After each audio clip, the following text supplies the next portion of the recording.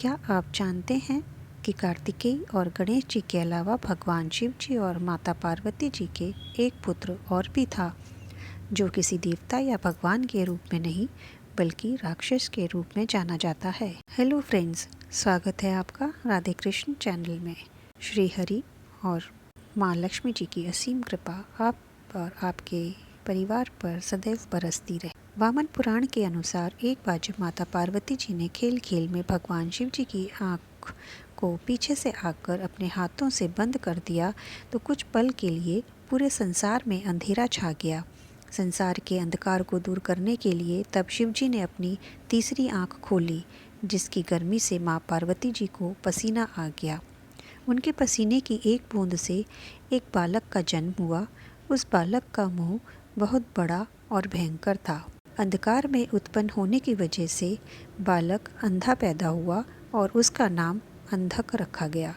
किंतु शिव पार्वती जी ने उसे अपनी संतान के रूप में मान लिया। उसी समय दैत्य हिरण्याक्ष पुत्र की कामना से महादेव की घोर तपस्या कर रहे थे।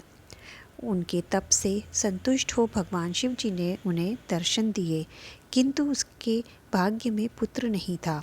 अपने भक्त की तपस्या का मान रखने के लिए भगवान शिव जी ने अंधक को हिरण्याक्ष को दे दिया और कहा कि इसे अपना ही पुत्र माने। अंधक को लेकर हिरण्याक्ष अपने राज्य लौट आए और प्रेम से उसका पालन पोषण करने लगे, किंतु उसके भाई हिरण्यकश्यप के पुत्र अंधक को हेय दृष्टि से देखते थे और उसका उपहास उड़ाया करते थे। बारहा द्वारा हिरण्याक्ष का वध कर देने पर उन लोगों ने अंधक को वहां से भगा दिया। क्षुब्ध दुखी हो अंधक ने ब्रह्मा जी से वर प्राप्ति के लिए घोर तपस्या की।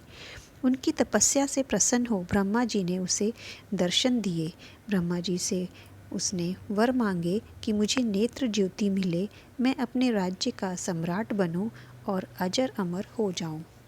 पहले तो वरदान देकर ब्रह्मा जी ने अमृतत्व देने से मना करते हुए अपनी मृत्यु का एक निमित्त चुनने की बात कही।